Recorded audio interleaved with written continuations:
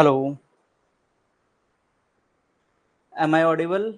मेरी आवाज़ आ रही है प्रॉपर? कंफर्म कर दीजिए, फिर हम सेशन को कंटिन्यू करते हैं। फटाफट से कंफर्म कर दीजिए जल्दी से। हाँ जी, जल्दी से फटाफट से कंफर्म कर दीजिए सभी लोग कि आवाज़ आ रही है, फिर हम सेशन को कंटिन्यू करते हैं। जल्दी कंफर्म मी, देन सेशन को कंटिन्यू करते हैं। ओके, चलिए, थैंक यू। हाँ जी, बिना देरी किए हुए हम चलते हैं अपने आज के टॉपिक पे, जिसमें हम पढ़ने वाले हैं यूकैरियोटिक सेल के अगले मेम्ब्रेन्स के बारे में। ठीक है, जैसा कि आपको पता होगा कि अभी जो हमारा चैप्टर चल रहा है, ठीक है, एक बार आ जाते हैं यहाँ पे।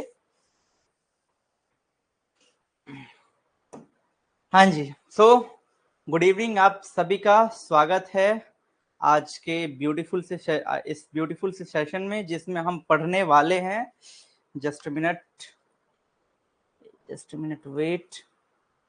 जिसमें आज हम पढ़ने वाले हैं अपना cell the unit of life का आज का अगला टॉपिक। ठीक है जी, क्लियर? चलिए, ओके, वेरी गुड इवनिंग सभी को, वेरी गुड इवनिंग।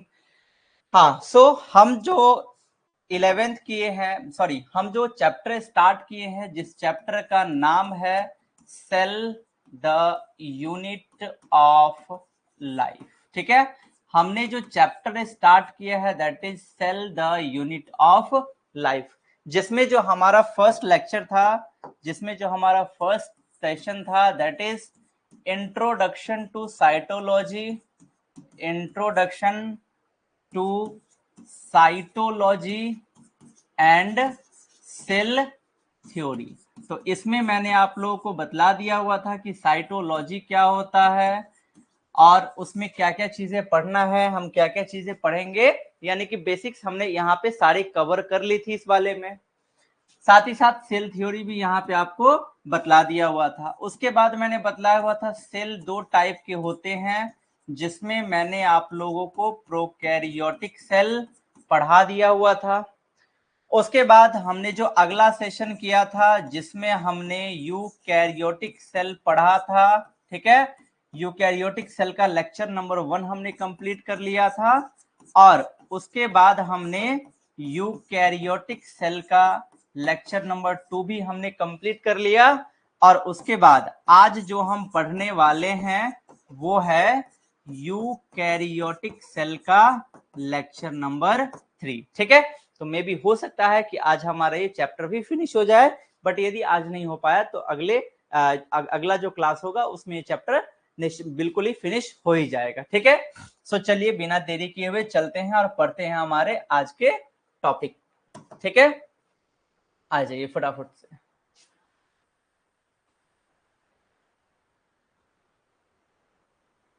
चलिए देखिए, यहाँ पे हमने उधर कुछ सेल ऑर्गेनल्स के बारे में पढ़ लिया था। तो अगला जो हमारा ऑर्गेनल है वो है प्लास्टिड। ठीक है, अगला जो हमारा ऑर्गेनल है वो है प्लास्टिड। हमने माइटोकॉन्ड्रिया पढ़ लिया, हमने सेल मेम्ब्रेन पढ़ लिया, हमने सेल वॉल पढ़ लिया, और आज जो हम पढ़ने वाले हैं वो है प्लास्टिड के बारे में। ठीक है, तो देखिए, जो प्लास्टिड होता है, इस प्लास्टिड का मेन काम होता है प्लांट्स को कलर प्रोवाइड करवाना। क्लियर? जो प्लास्टिड होता है, इस प्लास्टिड का काम होता है प्लांट्स को कलर प्रोवाइड करवाना। ठीक है जी, जो प्लास्टिड होता है, इस प्लास्टिड का काम होता है प्लांट्स को कलर प्रोवाइड करवाना। तो ये जो पाए जाते हैं, ये जनरली पाए जाते हैं प्लांट सेल में, ठीक है, और साथ ही साथ यूग्लिनॉइड्स में। तो याद रखिएगा, these are found in all plants. ठीक है, ये जो प्लास्टिड होते हैं ये सारे के सारे प्लांट में पाए जाते हैं, और साथ ही साथ ये यूग्लिनॉइड्स में भी पाए जाते हैं। ये याद रखिएगा। इनके यदि साइज की बात करेंगे तो इनका साइज बड़ा होता है, ये लार्ज साइज्ड होते हैं, easily observable under the microscope. यानी कि माइक्रोस्कोप की मदद से हम इसको आसानी से ऑब्जर्व कर सकते हैं, माइक्रोस्कोप की मदद से हम इसको आसानी से देख सकते हैं। दे कंटेन सम पिगमेंट, ये इनके पास कुछ पिगमेंट होता है जिसके कारण प्लांट को कलर मिलता है। तो वो कौन कौन से पिगमेंट होते हैं, तो वो आगे पढ़ते हैं। ठीक है, तो देखिए यदि हम इनके पिगमेंट की बात करें, ठीक है, यदि हम इनमें पाए जाने वाले पिगमेंट की बात करेंगे तो प्लास्टिड 3 टाइप के होते हैं। यदि हम प्लास्टिड के अंदर पाए जाने वाले पिगमेंट की बात करेंगे तो प्लास्टिड 3 टाइप के होते हैं। वो टाइप्स कौन कौन से हैं? पहला है क्लोरोप्लास्ट, दूसरा है क्रोमोप्लास्ट और तीसरा होता है ल्यूकोप्लास्ट। ठीक है, पहला है क्लोरोप्लास्ट, दूसरा है क्रोमोप्लास्ट और तीसरा होता है ल्यूकोप्लास्ट। यदि हम उसके स्ट्रक्चर की बात करेंगे, यदि हम उनके स्ट्रक्चर की बात करेंगे तो उनका जो स्ट्रक्चर है वो कुछ इस तरह का होता है। ये है क्रोमोप्लास्ट का स्ट्रक्चर, ये है क्लोरोप्लास्ट का स्ट्रक्चर और ये है ल्यूकोप्लास्ट का स्ट्रक्चर। क्लियर? एक है क्रोमोप्लास्ट का स्ट्रक्चर, दूसरा है क्लोरोप्लास्ट का स्ट्रक्चर और तीसरा है ल्यूकोप्लास्ट का स्ट्रक्चर। तो ये जो क्लोरोप्लास्ट होते हैं, इसके पास होता है कैरोटिनॉइड पिगमेंट और साथ ही साथ इसके पास होता है क्लोरोफिल। ठीक है, जो क्लोरोप्लास्ट होते हैं, इस क्लोरोप्लास्ट के पास पाया जाता है क्लोरोफिल पिगमेंट एंड साथ ही साथ कैरेटिनॉइड पिगमेंट, जिसके कारण क्या होता है, ये प्लांट को ग्रीन कलर प्रोवाइड करते हैं। ठीक है, दूसरा होता है क्रोमोप्लास्ट, इसी के कारण येलोइश कलर मिलता है प्लांट को, या फिर रेडिश यानी कि हल्का पीलापन या फिर हल्का लालपन जैसे जो होता है, वो किसके कारण होता है, वो होता है क्रोमोप्लास्ट के कारण। और जो पत्ते जो या फिर पेड़ पौधे जो बिल्कुल कलरलेस होते हैं, उसके लिए रिस्पॉन्सिबल कौन होता है, तो उसके लिए रिस्पॉन्सिबल होता है ल्यूकोप्लास्ट। तो ये बात याद रखिएगा। क्लियर? चलिए अब देखिए अगला, अब एक एक करके हम देखते हैं इन सभी के बारे में। क्लियर है जी? एक एक करके हम देखते हैं इन सभी के बारे में। तो सबसे पहला क्या था, क्लोरोप्लास्ट। सबसे पहला क्या था, क्लोरोप्लास्ट। तो देखिए अभी जो मैंने आपको बतलाया कि chloroplast contain chlorophyll and carotenoid pigment. जो क्लोरोप्लास्ट होते हैं उनके पास पाया जाता है क्लोरोफिल और साथ ही साथ कुछ कैरोटिनॉइड पिगमेंट। ये क्या करते हैं, ये लाइट एनर्जी को ट्रैप करते हैं फोटोसिंथेसिस के लिए। क्लियर? ये क्या करते हैं, लाइट एनर्जी को ट्रैप करते हैं, खींच लेते हैं, पकड़ के रखते हैं फोटोसिंथेसिस के लिए। क्योंकि पेड़ पौधे कौन सा प्रोसेस करते हैं अपना न्यूट्रिशन लेने के लिए, अपना खाना लेने के लिए, तो वो जो प्रोसेस करते हैं उस प्रोसेस का नाम होता है फोटोसिंथेसिस। पेड़ पौधे इसी प्रोसेस के द्वारा अपना खाना बनाते हैं। ठीक है, पेड़ पौधे इसी प्रोसेस के द्वारा अपना खाना बनाते हैं। ठीक, तो इस प्रोसेस के लिए जो लाइट एनर्जी चाहिए, जो सनलाइट जो मिलता है, उसको ये क्या करते हैं, ये पिगमेंट ट्रैप कर लेते हैं, खींच लेते हैं, पकड़ के रखते हैं, जिसके कारण क्या होता है, जो पेड़ पौधों को ग्रीन कलर मिलता है। क्लियर? उसके बाद है क्रोमोप्लास्ट। ठीक है, उसके बाद है chromoplast. It contain fat soluble carotenoid pigment. ठीक है, जो क्रोमोप्लास्ट होते हैं,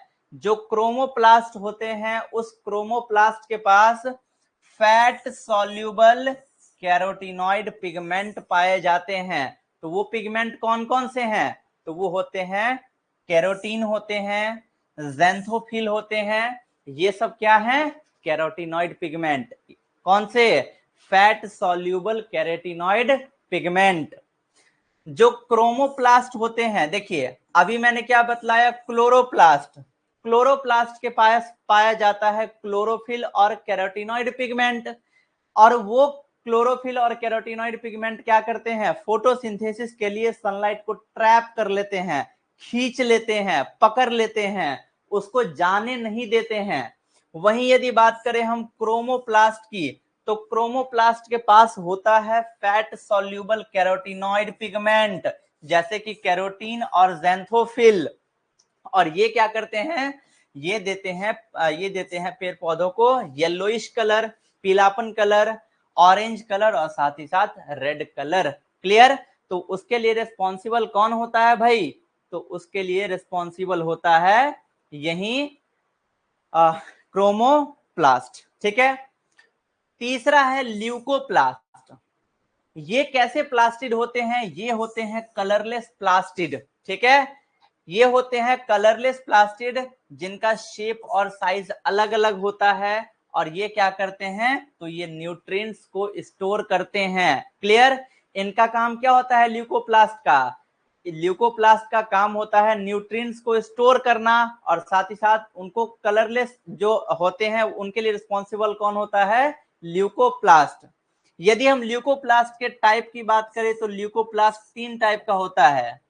एक होता है अमाइलोप्लास्ट, दूसरा होता है इलायोप्लास्ट, और तीसरा होता है एल्यूरोप्लास्ट। ठीक है, तीसरा होता है एल्यूरोप्लास्ट।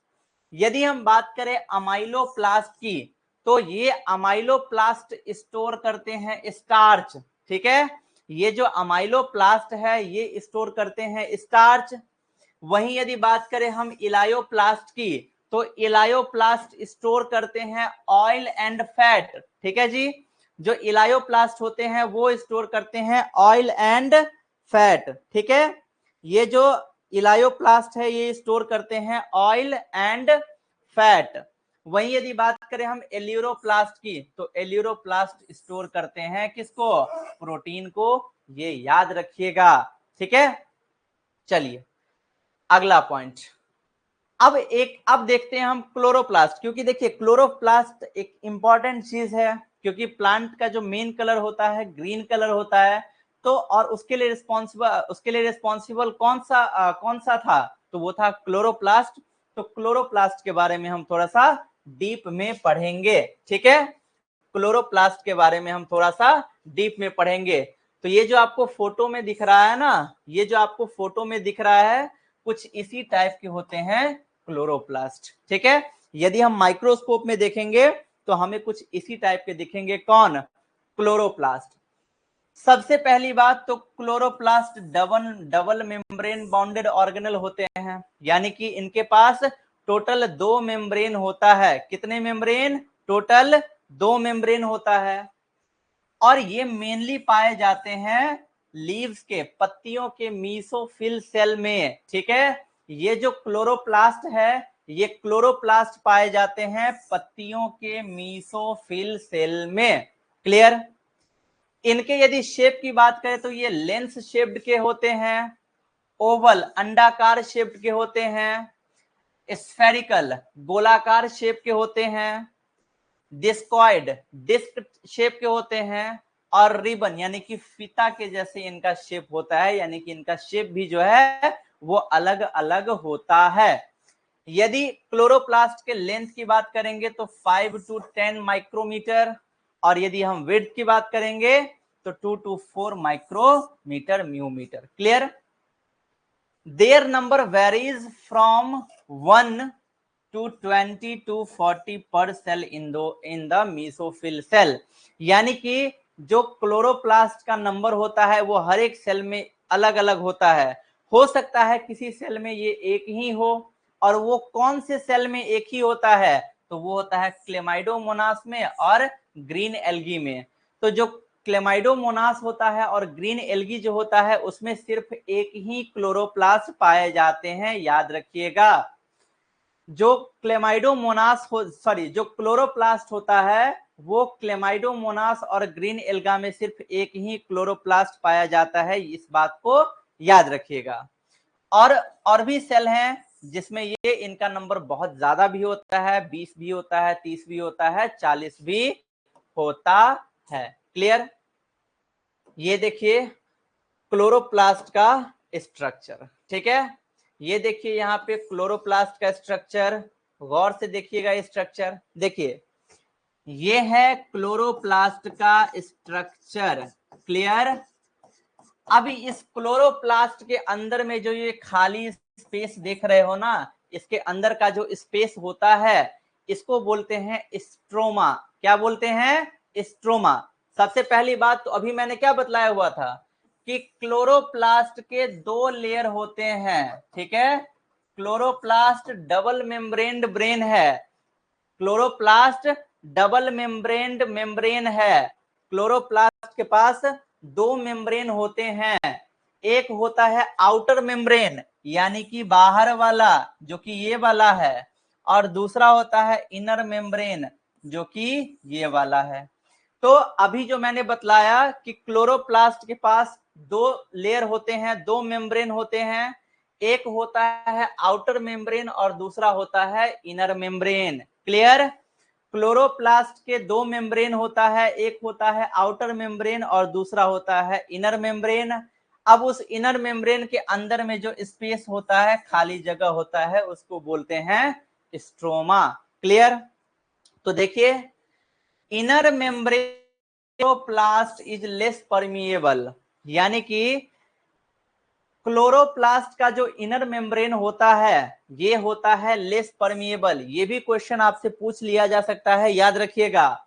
यदि इनर मेम्ब्रेन की बात करेंगे तो ये होता है लेस परमिएबल और आउटर मेम्ब्रेन होता है हाईली परमिएबल, ठीक है। आउटर मेम्ब्रेन होता है हाईली परमिएबल और इनर मेम्ब्रेन होता है लेस परमिएबल। यानी कि आउटर मेम्ब्रेन ज्यादा से ज्यादा चीजों को अपने अंदर आने की परमिशन देता है, लेकिन वहीं यदि बात करें इनर मेम्ब्रेन की तो वो बहुत कम चीजों को ही अपने अंदर आने की परमिशन देता है। वहीं यहाँ पे लिखा हुआ है कि inner membrane is less permeable, ठीक है। अभी जो मैंने बतलाया कि इनर मेम्ब्रेन के अंदर का जो स्पेस होता है, ठीक है, उसको बोलते हैं स्ट्रोमा, क्लियर। उसको क्या बोलते हैं? Stroma. It contains a number of organized flattened membranous sac called thylakoid. वो जो स्ट्रोमा है, उस स्ट्रोमा के अंदर में, ये जो स्ट्रोमा है, इस स्ट्रोमा के अंदर में फ्लैटेंड स्ट्रक्चर, सिक्के के जैसा स्ट्रक्चर पाया जाता है। सिक्के के जैसे स्ट्रक्चर का ये पूरा का पूरा सैक, पूरा का पूरा गुच्छा पाया जाता है, जिसको बोलते हैं थाइलाकॉइड, क्लियर। क्या बोलते हैं भाई? थाइलाकॉइड। अब देखिए membrane of thylakoid encloses a space called lumen, यानी कि जो थाइलाकॉइड का जो मेम्ब्रेन होता है, थाइलाकॉइड का जो मेम्ब्रेन होता है, यानी कि ये है थाइलाकॉइड, और थाइलाकॉइड का जो ये आउटर वाला जो मेम्ब्रेन होगा, इसके ये जो मेम्ब्रेन है, इस मेम्ब्रेन को बोलते हैं ल्यूमेन, क्लियर। इस मेम्ब्रेन को क्या बोलेंगे? ल्यूमेन। अब देखिए chlorophyll pigment are present in thylakoid. अब यही वाले जो थाइलाकॉइड वाले स्ट्रक्चर हैं, क्लोरोप्लास्ट के अंदर है ये थाइलाकॉइड स्ट्रक्चर, और इसी थाइलाकॉइड स्ट्रक्चर यानी कि सिक्के के जैसे वो ये जो स्ट्रक्चर है, इसी थाइलाकॉइड स्ट्रक्चर में प्रेजेंट होता है क्लोरोफिल, क्लियर। उसी थाइलाकॉइड वाले स्ट्रक्चर में प्रेजेंट होता है क्लोरोफिल, ठीक है जी। आगे देखिए अभी मैंने क्या बतलाया? अभी मैंने आपको बतलाया कि थाइलाकॉइड के बारे में मैंने बतलाया, ल्यूमेन के बारे में मैंने बतलाया, ठीक है। उसके मेम्ब्रेन के बारे में मैंने बतलाया कि आउटर मेम्ब्रेन होता है, इनर मेम्ब्रेन होता है। आउटर मेम्ब्रेन हाईली परमिएबल होता है और इनर मेम्ब्रेन लेस परमिएबल होता है। अब देखिए लिखा क्या है, thylakoids are arranged in stacks called grana, the intergranal thylakoid, ठीक है। यानी कि यदि ये एक साथ जो जैसे मान लीजिए पूरा का 10 सिक्के हैं मान लीजिए, ठीक है, तो दसों सिक्के को एक साथ क्या बोलेंगे? 10 सिक्के को एक साथ बोलेंगे थाइलाकॉइड। उसमें से यदि सिंगल सिक्के की बात करें, यानी कि यदि उसके यूनिट की बात करेंगे, तो उसको क्या बोलेंगे? ग्रेना, क्या बोलेंगे भाई? ग्रेना। ये जो ग्रेना होते हैं ये फ्लैट मेम्ब्रेनस ट्यूब्यूल इनके पास होता है, ये फ्लैट मेम्ब्रेनस ट्यूब्यूल होते हैं जिसको बोलते हैं स्ट्रोमा लैमिली, ठीक है। और ये जो स्ट्रोमा लैमिली होता है ये क्या करता है? थाइलाकॉइड, डिफरेंट डिफरेंट ग्रेना के थाइलाकॉइड्स को जोड़ता है, यानी कि बहुत सारे ग्रेना मिलके बनाए एक थाइलाकॉइड, ठीक है। एक रो, बहुत सारे थाइलाकॉइड मिलकर के बनाए एक बहुत सारे ग्रेना मिलकर के बनाए एक इधर वाला थाइलाकॉइड, इधर बहुत से ग्रेना मिलके बनाए एक थाइलाकॉइड। तो एक थाइलाकॉइड को दूसरे थाइलाकॉइड के साथ जो जोड़ता है उसको बोलते हैं स्ट्रोमा लैमिली। याद रखिएगा, उसको बोलते हैं स्ट्रोमा लैमिली। ये वाला रहा आपका, ये जो जोड़ रहा है इसको बोलते हैं स्ट्रोमा लैमिली। क्लियर? अब देखिए, द स्ट्रोमा कंटेन्स, जो स्ट्रोमा होते हैं उनके पास स्मॉल, छोटे छोटे डबल स्ट्रैंडेड सर्कुलर डीएनए पाए जाते हैं। वो जो स्ट्रोमा है, अभी मैंने क्या बतलाया हुआ था? स्ट्रोमा, स्ट्रोमा मतलब अंदर का स्पेस, और स्ट्रोमा लैमिली मतलब कि जो उनको कनेक्ट करता है, ठीक है। स्ट्रोमा लैमिली मतलब कि जो उनको कनेक्ट करता है, ठीक है। तो जो स्ट्रोमा होते हैं उस स्ट्रोमा के पास छोटे छोटे डबल मेम्ब्रेनस सर्कुलर डीएनए पाए जाते हैं, उनके पास राइबोसोम पाया जाता है, और उनके पास एंजाइम पाए जाते हैं, जिसके कारण वहां पे कार्बोहाइड्रेट और प्रोटीन का सिंथेसिस होता है, यानी कि कार्बोहाइड्रेट और प्रोटीन का निर्माण होता है। क्लियर? अब देखिए, जो राइबोसोम होते हैं क्लोरोप्लास्ट के अंदर, यानी कि क्लोरोप्लास्ट के अंदर उनका खुद का राइबोसोम होता है, जो छोटा होता है 70s। प्रोकैरियोटिक सेल में भी राइबोसोम कैसा था? 70s। और यूकैरियोटिक, यानी कि यूकैरियोटिक सेल का जो साइटोप्लाज्म होता है उसके अंदर कैसा राइबोसोम होता है? 80s, 80s, ठीक है। लेकिन जो क्लोरोप्लास्ट होते हैं यूकैरियोटिक सेल के अंदर, उनके पास अपना खुद का राइबोसोम होता है। कितना? 70s राइबोसोम उनके पास होता है। क्लियर? फिर से देख लीजिए उसका स्ट्रक्चर, बाहर वाला आउटर मेम्ब्रेन, अंदर वाला इनर मेम्ब्रेन, और दो मेम्ब्रेन के बीच का जो स्पेस है that is inter membrane space. एक एक सिक्के की यदि बात करेंगे तो ग्रेनम, एक एक सिक्के से मिलकर के बनेगा थाइलाकॉइड, उसके अंदर का जो स्पेस होता है उसको बोलते हैं स्ट्रोमा, और जो दो थाइलाकॉइड को आपस में जोड़ता है that is stroma lamellae. Clear? वो क्या था? स्ट्रोमा लैमिली, और वो था आपका प्लास्टिड। क्लियर? अब हम अपना अगला मेम्ब्रेन पढ़ते हैं जो कि होता है राइबोसोम, ठीक है। अपना अगला मेम्ब्रेन पढ़ते हैं जो कि होता है राइबोसोम, और राइबोसोम पढ़ने से पहले आपको मैं 30 सेकेंड्स का ब्रेक दे देता हूं, ठीक है, जिससे कि थोड़ा सा आप भी फ्रेश हो जाओ। क्लियर? 30 सेकेंड्स का ब्रेक। चलिए।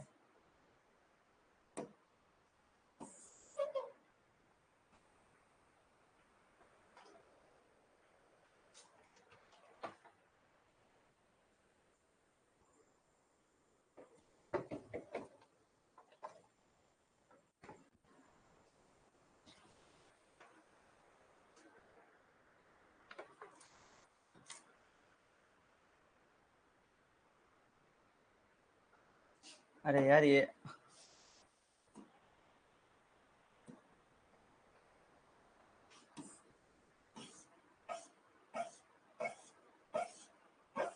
30 सेकेंड्स का देना था, 30 मिनट का नहीं, ठीक है।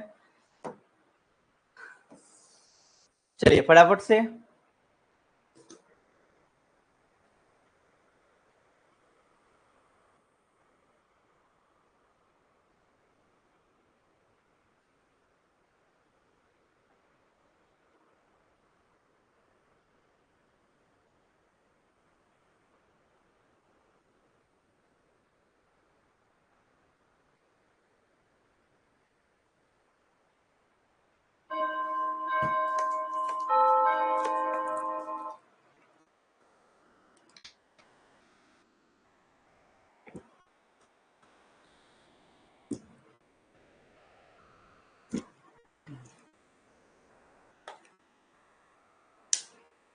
चलिए 30 सेकंड से ज्यादा का हो गया।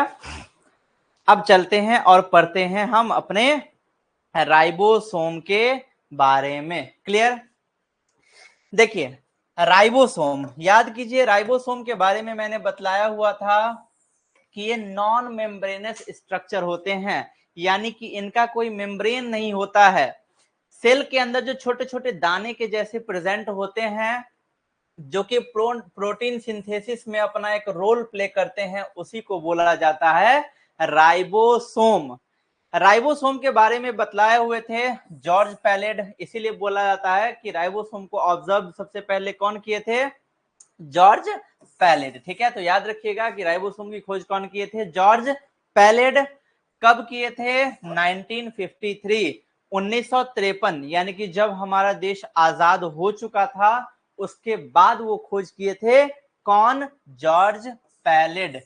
किस चीज की खोज किए थे? तो वो खोज किए थे राइबोसोम की। ठीक है, तो देखिए अभी जो मैंने बतलाया, these are non membranous granular structure, यानी कि ये छोटे छोटे दाने के जैसे स्ट्रक्चर होते हैं, इनके पास कोई खास मेम्ब्रेन नहीं होता है और ये बने हुए होते हैं आरएनए और प्रोटीन के। क्लियर? ये जो राइबोसोम है, ये राइबोसोम बने हुए होते हैं आरएनए और प्रोटीन के। ठीक, अब देखिए यदि हम बात करें यूकैरियोटिक सेल की, क्योंकि हमने प्रोकैरियोटिक सेल में तो राइबोसोम पढ़ लिया है, यदि हम बात करें यूकैरियोटिक सेल में राइबोसोम की, तो यूकैरियोटिक सेल में राइबोसोम एटीएस राइबोसोम प्रेजेंट होता है। मैंने बतलाया हुआ था प्रोकैरियोटिक वाले में कि 50s प्लस 30s, मैथ के अकॉर्डिंग कितना होता है? 80s। ठीक है, मैथ के अकॉर्डिंग कितना होता है? 80s, बट यहाँ पे बायोलॉजी के अकॉर्डिंग कितना होगा? 70s। ठीक है, तो प्रोकैरियोटिक सेल में कौन सा टाइप का राइबोसोम प्रेजेंट होता है? 70s ribosome. तो 70s राइबोसोम एक तो प्रोकैरियोटिक सेल में प्रेजेंट होता है और दूसरा प्रेजेंट होता है किसमें? प्लास्टिड में। ये याद रखिएगा। क्लियर? यदि हम यूकैरियोटिक सेल में राइबोसोम की बात करें तो यूकैरियोटिक सेल में 80s राइबोसोम प्रेजेंट होता है, तो ये होता है 60s plus 40s।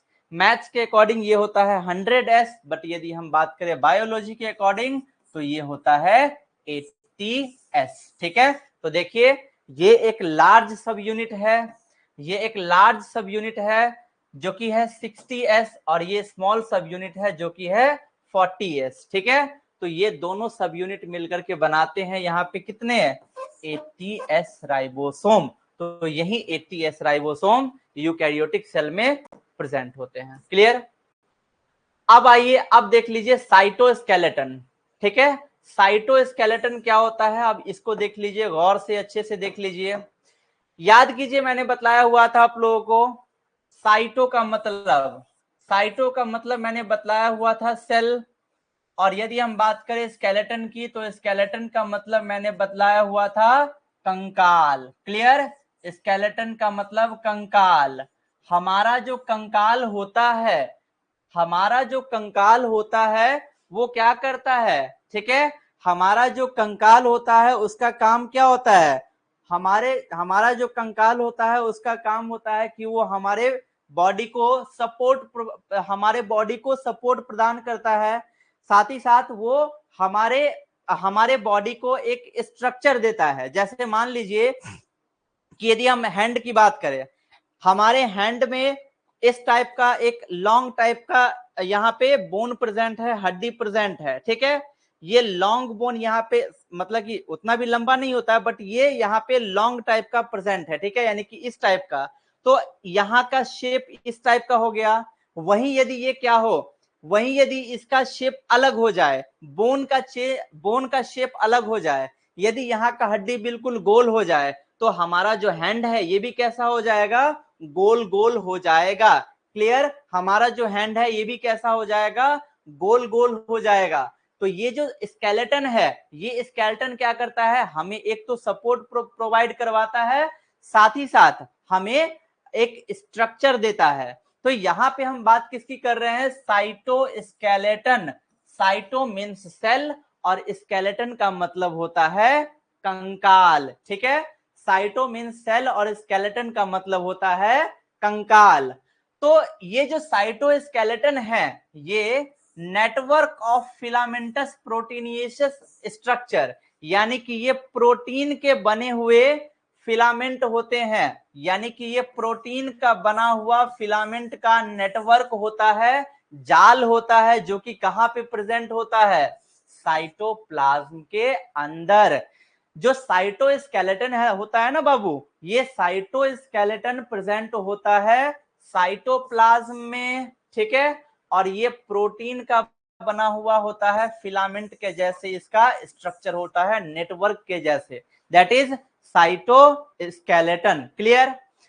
It provide mechanical support, ये क्या करता है, ये सेल को मैकेनिकल सपोर्ट प्रदान करता है, साथ ही साथ उसे मोटिलिटी देता है। मोटिलिटी का मतलब क्या होता है, गतिशीलता, यानी कि सेल जो एक जगह से दूसरे जगह मूव करेगा उसमें ये उसको मोटिलिटी देता है। साथ ही साथ ये सेल के शेप को मेंटेनेंस प्रदान करता है। क्लियर? तो ये सारे स्ट्रक्चर, ये सारे फंक्शन किसके थे, ये सारे फंक्शन थे साइटोस्केलेटन के। ठीक है, चलिए अब हम पढ़ते हैं यूकैरियोटिक सेल का अगला स्ट्रक्चर। अब हम पढ़ते हैं यूकैरियोटिक सेल का अगला स्ट्रक्चर, जिसका नाम है सीलिया एंड फ्लैजिला। क्लियर? क्या नाम है इसका, सीलिया एंड फ्लैजिला। देखिए यहाँ पे लाइन क्या कह रहा है, they are hair like outgrowth of the cell membrane. Outgrowth का मतलब क्या होता है, बाहर निकला हुआ, यानी कि सेल मेम्ब्रेन के बाहर निकला हुआ बाल के जैसे, हेयर के जैसे स्ट्रक्चर होता है। ठीक है, उसी को क्या बोलते हैं, सीलिया एंड फ्लैजिला।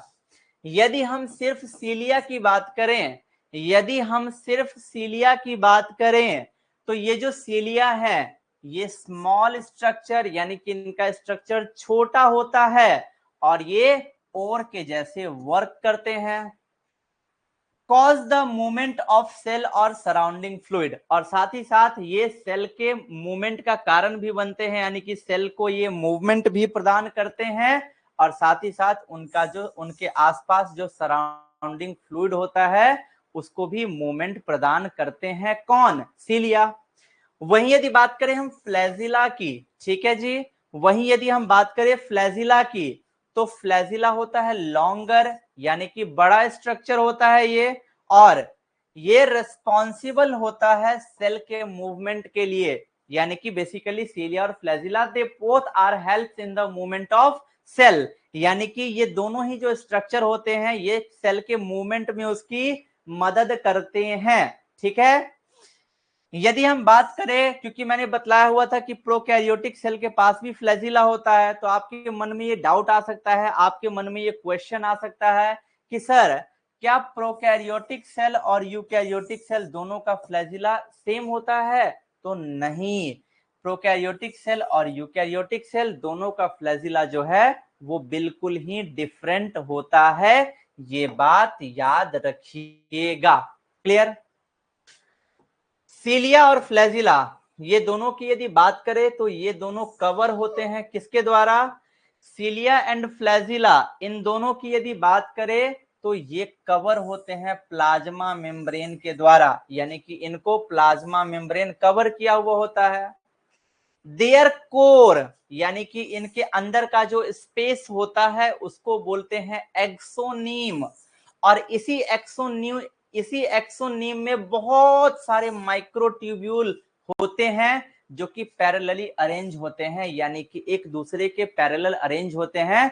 आपको दिख रहा होगा यहाँ पे माइक्रोट्यूब्यूल। ठीक है, तो देखिए axoneme has 9 pair of doublets radially arranged peripheral microtubule. ठीक है, पेरिफेरल का मतलब क्या होता है भाई, पेरिफेरल मतलब सुपरफिशियल, मतलब कि सबसे ऊपर वाला। तो देखिए सबसे ऊपर वाला यानी कि सबसे बाहर में कौन सा माइक्रोट्यूब्यूल प्रेजेंट है, सबसे बाहर में प्रेजेंट है पेरिफेरल माइक्रोट्यूब्यूल। चूंकि दो माइक्रोट्यूब्यूल एक साथ आपको दिख रहे होंगे, इसीलिए पेरिफेरल माइक्रोट्यूब्यूल कैसे होते हैं, तो ये पेरिफेरल माइक्रोट्यूब्यूल होते हैं डबलेट के फॉर्म में। क्लियर? ये पेरिफेरल माइक्रोट्यूब्यूल कैसे होते हैं, डबलेट के फॉर्म में, और इनके एक्सोनीम के अंदर यहाँ पे दिख रहा होगा, ये क्या है, ये है प्लाज्मा मेम्ब्रेन। ठीक है, तो जो पेरिफेरल माइक्रोट्यूब्यूल हैं, ये होते हैं 9। देखिए यहाँ पे 1 2 3 4 5 6 7 8 और 9, यानी कि पेरिफेरल माइक्रोट्यूब्यूल 9 होते हैं। और उनके सेंटर में भी 2 माइक्रोट्यूब्यूल होता है, 1 और 2। इसीलिए इसी सेंटर वाले माइक्रोट्यूब्यूल को बोलते हैं सेंट्रल माइक्रोट्यूब्यूल, और ये 2 होते हैं, और इसीलिए इनके अरेंजमेंट को कहते हैं 9+2 अरेंजमेंट, यानी कि 9 पेरिफेरल माइक्रोट्यूब्यूल और 2 होते हैं सेंट्रल माइक्रोट्यूब्यूल। क्लियर? अगला पॉइंट देख लीजिए, अगला पॉइंट क्या कह रहा है ये देखिए। अगला पॉइंट जो इसमें कह रहा है वो ये कि the central tubules are connected by bridge, यानी कि सेंट्रल ट्यूब्यूल, देखिए सेंट्रल ट्यूब्यूल ये रहा 1 और 2, तो ये जो सेंट्रल ट्यूब्यूल जो कनेक्टेड है, इसको नाम देते हैं क्या, ब्रिज। क्या नाम है, ब्रिज। ये एक साइड है और ये एक साइड है, इन दोनों को जोड़ कौन रहा है, ये पुल, यानी कि ये ब्रिज। और ये जो सेंट्रल वाला माइक्रोट्यूब्यूल है, ये घिरा हुआ होता है, जिसके द्वारा उसको बोलते हैं सेंट्रल शीथ। ठीक है जी, क्या बोलते हैं उसको, सेंट्रल शीथ। ठीक है, क्या बोलेंगे उसको, सेंट्रल शीथ। जो सेंटर में जो माइक्रोट्यूब्यूल जिस चीज से घिरे हुए होते हैं, उसका नाम है central sheath. It is connected to one of the tubule of each peripheral doublet by a radial spoke, यानी कि ये जो सेंट्रल शीथ हैं, ये जो सेंट्रल शीथ आपको दिख रहा है, ये वाला सेंट्रल शीथ, ये वाला जो आपको सेंट्रल शीथ दिख रहा है, ये हर एक पेरिफेरल माइक्रोट्यूब्यूल से जुड़ा हुआ है, कनेक्टेड है। देखिए इधर से इसके द्वारा कनेक्टेड है, यहां से इसके द्वारा, यहां से इसके द्वारा, यहां से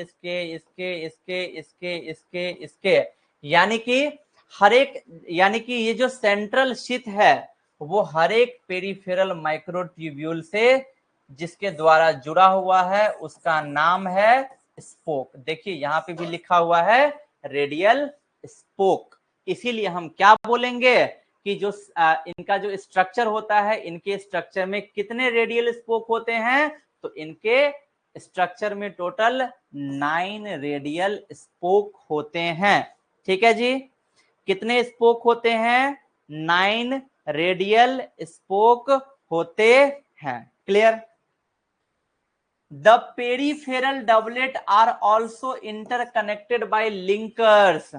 ठीक है, यानी कि ये क्या बोल रहा है, जो पेरिफेरल डबलेट हैं, ये जो पेरिफेरल डबलेट हैं, ये भी आपस में कनेक्टेड होते हैं, किसके द्वारा, लिंकर्स के द्वारा। ठीक है, cilium and flagellum emerge from centriole like structure called basal bodies. ये पॉइंट याद रखिएगा, इंपॉर्टेंट है, अच्छा पॉइंट है कि जो सीलियम और फ्लैजिलम, यानी कि जो सीलिया और फ्लैजिला जो होते हैं, वो इमर्ज कहां से होते हैं, वो अराइज कहां से होते हैं, तो वो अराइज होते हैं सेंट्रियोल लाइक स्ट्रक्चर से, जिसका नाम होता है बेसल बॉडीज। क्लियर है जी, क्या नाम होता है उसका, बेसल बॉडीज। ठीक है, तो ये था हमारा सीलिया और फ्लैजिला। क्लियर, ये था हमारा सीलिया और फ्लैजिला।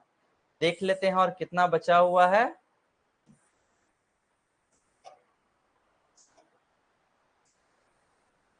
अच्छा है बचा हुआ, ठीक है, तो एक काम करते हैं, हम आज इतना ही रहने देते हैं, गर्मी बहुत ज्यादा है, बर्दाश्त से बाहर गर्मी है। ठीक है, तो थोड़ा थोड़ा करके पढ़ते हैं, वैसे भी बहुत ज़्यादा प्रेशर नहीं है हमारे पास अभी सेशन स्टार्ट ही हुआ है, तो ऐसा भी नहीं है कि तुरंत ही हमें फिनिश करना है, ख़त्म करना है, ठीक है। अभी बहुत समय है हमारे पास, तो हम आराम आराम से पढ़ेंगे और बहुत ही सुंदर तरीके से क्वेश्चंस को भी करेंगे और साथ ही साथ आगे बढ़ेंगे और अपने रैंक को इम्प्रूव करेंगे, अपनी पढ़ाई को बढ़िया करेंगे और एक अच्छा इंसान बनेंगे और एग्जाम्स में अच्छे मार्क्स ला करके जो आपका सपना होगा, आप अपने सपने को पूरा करेंगे, ठीक है। So thank you so much, मिलते हैं कल के लेक्चर में, अगले लेक्चर में, जिसमें हम इस चैप्टर को फिनिश कर लेंगे, यानी कि cell the unit of life को हम फिनिश कर लेंगे, ठीक है। सो जुड़े रहे आपके अपने प्लेटफॉर्म से, दैट इज सेपियंस क्लासेस। चलिए, thank you so much guys, good night, शुभ रात्रि।